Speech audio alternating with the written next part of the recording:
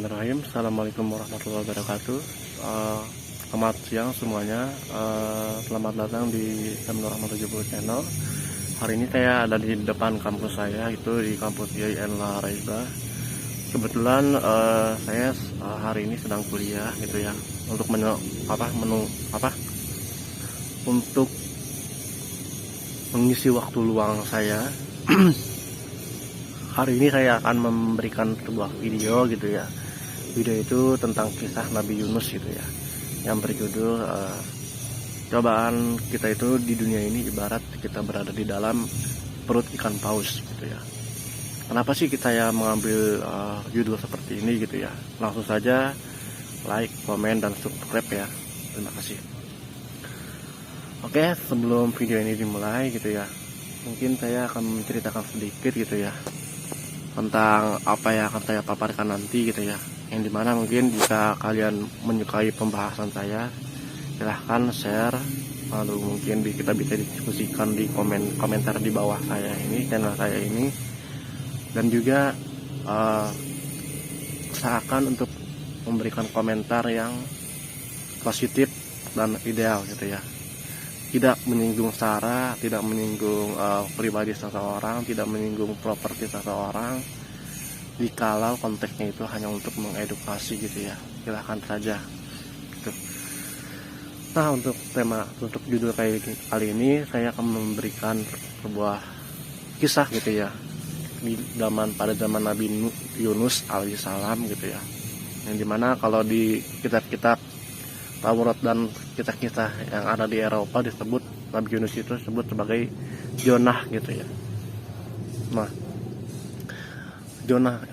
Nabi Yunus itu diutus kepada kaumnya ya, yang disebut kaum Nirwana, yang dimana kaumnya ini memang sangat membangkang gitu ya perintah Nabi Yunus gitu ya. Di situ Tuhan memerintahkan kepada Nabi Yunus agar mendakwahi kaumnya yang mungkin membangkang gitu ya, kaum Nirwana ini gitu ya, yang dimana kaum Nirwana ini mungkin kaum yang mungkin idealis, kaum yang mungkin ya dalam kisahnya itu ya disebutkan dalam kisah Sul Anbiya, kitab Sul Anbiya ya, yang dimana dalam kisah tersebut gitu ya, Nabi Yunus itu berperan sebagai pendakwah atau sebagai pengingat lah gitu ya, tidak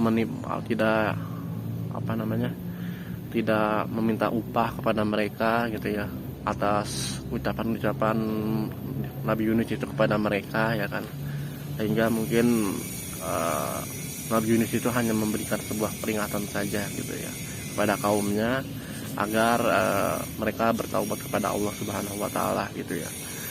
Namun ketika Nabi Yunus terus berdakwah kepada kaumnya itu ya, kaum Nirwana gitu ya. Nah, kaum Nirwana ini semakin lama tidak memperdulikan apa yang dikatakan oleh Nabi Yunus itu ya. Apa yang keluar dari perkataan Nabi Yunus itu disebut sebagai seolah-olah dusta gitu ya. Atau mungkin seolah-olah Nabi Yunus itu hanya mencuci otak mereka lah gitu ya, memanipulasi mereka sehingga mereka tuh berkata, apa dampak dari yang kau katakan Yunus gitu ya. Kenapa engkau berkata seperti ini? Saya bosan terhadap apa yang kau katakan sendiri ini. Kalau engkau ingin bersenda gurau gitu ya, silahkan saja gitu ya, kau berdakwah dengan dirimu sendiri gitu ya, jangan kepada kami gitu ya. Akhirnya Nabi Yunus berputus asa gitu ya, sudah mengupayakan sedemikian rupa gitu ya kepada kaumnya, sehingga apa yang mungkin terbesit dalam hati Nabi Yunus gitu ya, tapi Nabi Yunus itu tidak menyerah di situ saja gitu ya kan, untuk mendakwahi kaumnya, sehingga dia terus berdakwah ya kan, berdakwah kepada kaum Nirwana, kaumnya sendiri, seperti ini, jangan menyekutukan Allah dengan sesuatu yang lain ya kan pada masa itu gitu ya. Lalu jangan menyerupai suatu kaum yang mungkin kaum yang sudah terjadi pada masa-masa sebelumnya gitu ya, menyembah selain kepada Allah ya kan Subhanahu wa taala.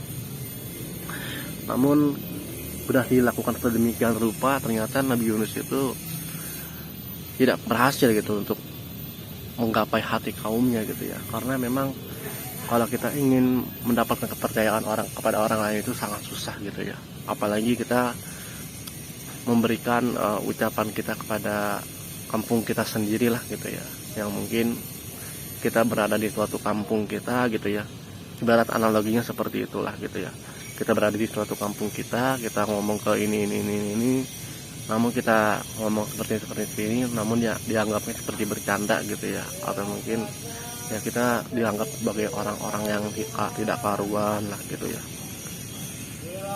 Jadi seperti itulah gitu ya kisah Nabi Yunus itu. Lalu ketika kita berada di suatu kampung kita namun kita tidak dipercayai ya kan, kita mau berbuat seperti apapun mungkin kita pupus harapan lah gitu ya, pupus harapan. Sebentar ada orang yang jualan gitu ya, nggak apa-apa ya, terganggu sedikit ya. Jadi ketika Nabi Yunus berdakwah kepada kaumnya sendiri, nah kaumnya itu tidak memberikan keputusan yang baik untuk kepada Nabi Yunus gitu ya, yang akhirnya dakwahnya itu dianggap nihil lah gitu ya, dianggap nihil, dianggap percuma, dianggap tidak membuahkan hasil apa-apa kepada mereka, dan mereka pun tidak menghargai reputasi yang Nabi Yunus usahakan gitu ya. Jadi seperti itu. Dan juga ketika kita tahu lah gitu ya, bahwasanya kalau kita udah mengupayakan sesuatu gitu ya, namun kita tidak ada hasilnya, ya kita mau bagaimana lagi gitu ya hasilnya ya kan. Mau kita keras, mau kita baik, mau kita apapun hal kayak begitu yang kita lakukan gitu ya, tapi tidak membuahkan hasil sama sekali, ya kita putus asa dong gitu ya, putus asa gitu. Namun seorang nabi itu diberikan cobaan yang besar oleh Tuhan gitu ya, berupa hati yang mulia gitu ya, untuk mendakwahi kaumnya, sehingga dia tidak diberikan hal-hal yang tidak pantas seperti rasa putus asa kepada kaumnya gitu ya. Sehingga suatu ketika Nabi Yunus berusaha lagi sampai akhirnya dia sampai di ujung batas dakwahnya gitu ya. Di ujung batas dakwahnya ini ternyata Nabi Yunus sudah memohon berkali-kali kepada Tuhan, namun Tuhan tidak memberikan petunjuk kepada dia, dan akhirnya dia pergilah meninggalkan kaumnya gitu ya. Suatu ketika dia menaiki sebuah perahu gitu ya, meninggalkan kaumnya. Suatu ketika ada badai yang menerjang kapal tersebut gitu ya, dan mahkoda di kapal itu mengundi gitu ya, mengundi siapa yang siapa yang terjun ke laut itu, yang dimana mungkin bukan harta, bukan barang gitu ya, bukan jabatan, bukan, melainkan orang yang harus dikurangi dalam kapal tersebut gitu ya. Sehingga ketika undian itu dimulai, ternyata Nabi Yunus lah yang menang dalam undian tersebut gitu ya, dan akhirnya kapal-kapal itu semakin berkurang lah bobotnya gitu ya, dikarenakan banyak penumpangnya lah gitu ya. Ketika Nabi Yunus telah mendapatkan undian tersebut gitu ya, nahkoda itu tidak dapat berkata apa-apa gitu ya, karena tidak mungkin salah gitu ya, undian tersebut tidak mungkin error lah kalau dalam situasi sekarang ini gitu ya kan.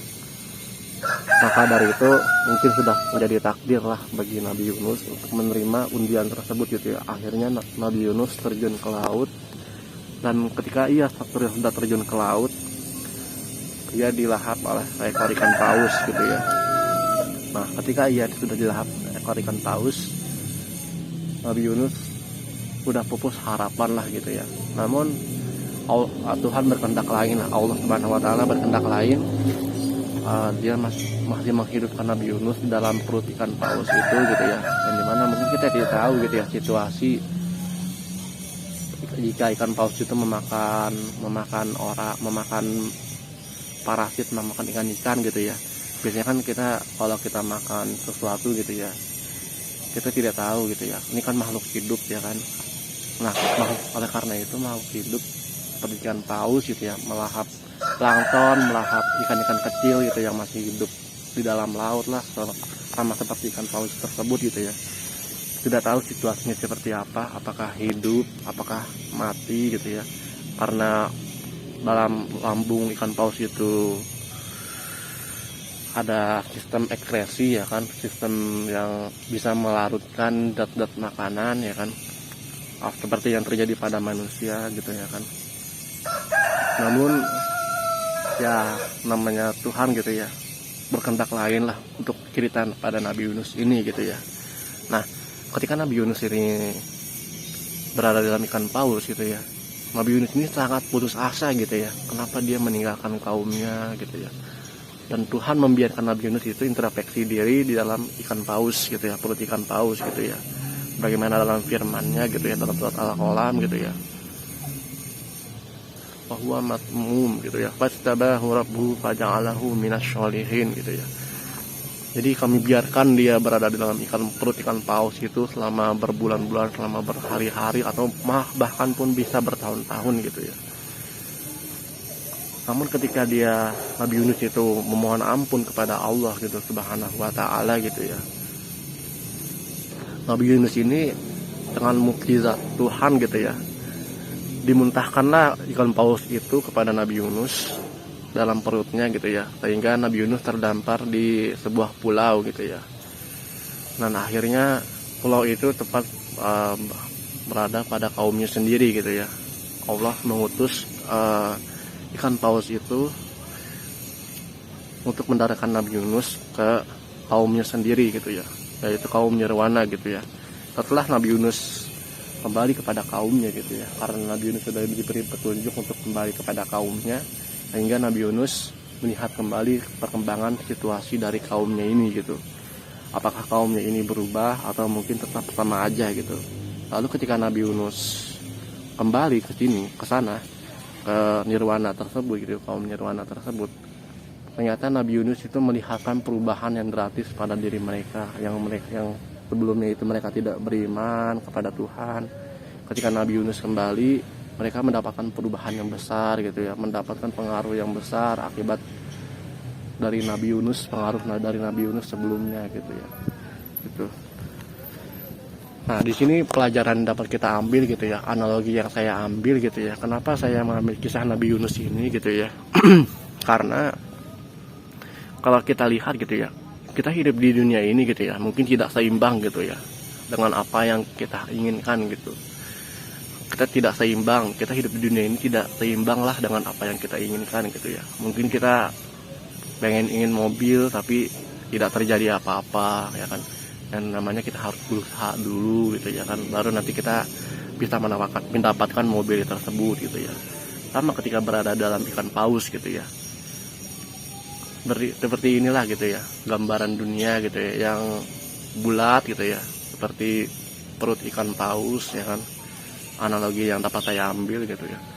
Lalu kita berada dalam perut ikan paus ini gitu ya, kalau kita tidak memohon ampun gitu ya, kita tidak akan bisa lulus dari ujian tersebut gitu ya. Sama halnya seperti kisah Nabi Yunus ini gitu ya, yang dimana kisah Nabi Yunus ini dalam firman Allah Subhanahu wa ta'ala dalam surat As-Sad gitu ya. Mungkin saya baca artinya saja gitu ya.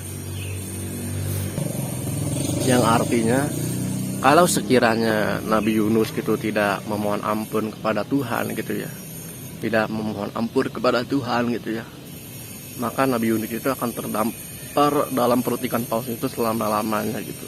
Nah, itulah sebuah gambaran mukjizat Tuhan Subhanahu wa ta'ala gitu ya.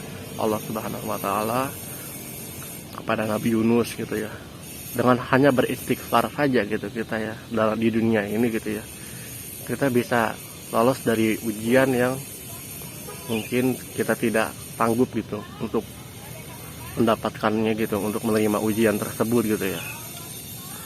Mungkin cukup sekian dari saya, terima kasih sudah menonton gitu ya. Wabillahi taufiq wal hidayah. Assalamualaikum warahmatullahi wabarakatuh.